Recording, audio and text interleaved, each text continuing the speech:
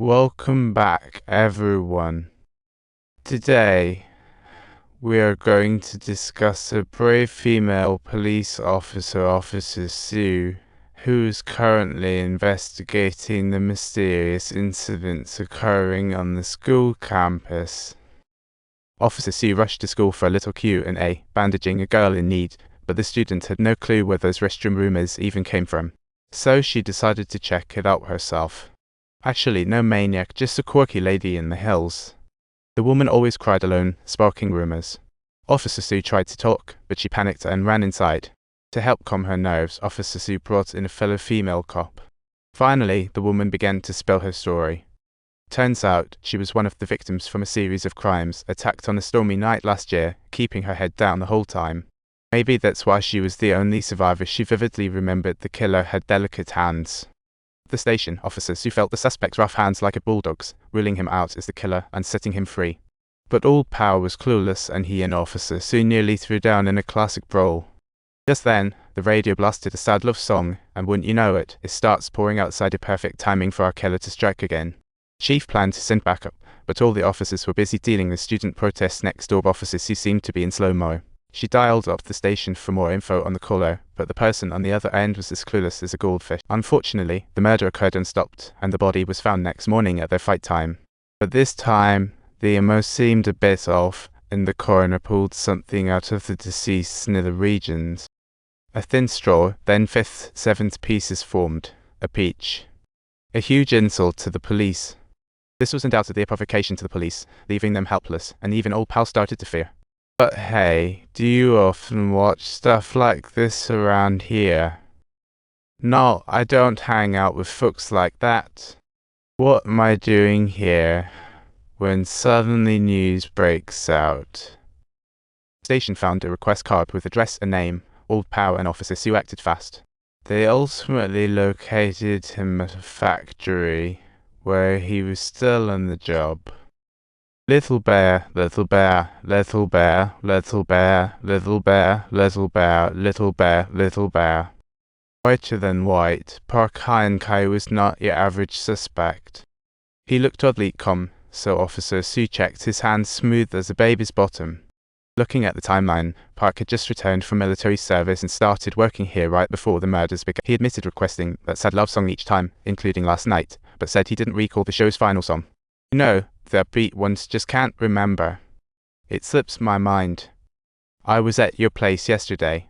The death of the poor in my boat came between 7:30 and 8 p.m, while the culprit slipped right out. Got it. Cops might play dirty. Park had heard the tales, but he wasn't about to take the easy way out like everyone else. Officer Sue brought up some doubts, mentioning that the last song on the show was introduced in a very special way. If you had heard the show, you couldn't possibly forget that one. The subtitles read, but Park Hyen-kai firmly insisted that he truly didn't remember, prompting Officer Sue to begin dissecting his criminal psychology, sentence by sentence. Old Pal's partner couldn't hold back his anger once again, earning a scolding from the chief. The suspect stubbornly refused to admit anything, as there was no evidence to support the claims, leaving everyone at a loss as to what to do next, while Old Pal desperately wished to uncover some solid proof. But Officer Sue had a flash of brilliance and brought up Little White.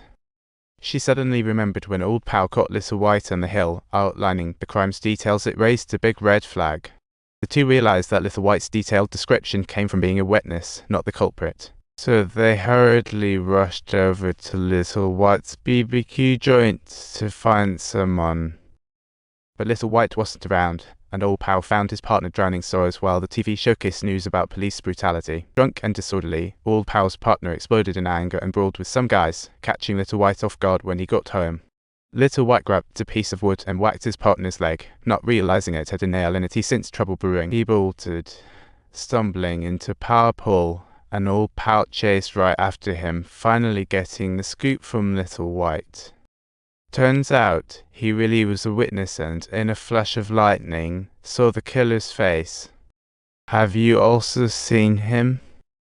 3 times. 3 times. Do you have any idea who he is? Is he good looking? Better looking than me, that's really the one you know. Look at the photo. Why is the fire so hot? Check out the photo. At the crucial moment, little White had another meltdown. Maybe the violence reminded him of being tossed into a fire, a truly terrifying memory. Old Pal searched everywhere for a long time, only to discover that this guy was actually standing on the railway tracks, with the train rapidly approaching and Old Pal having no time to rescue him. Like this kind of drama? Don't forget to subscribe.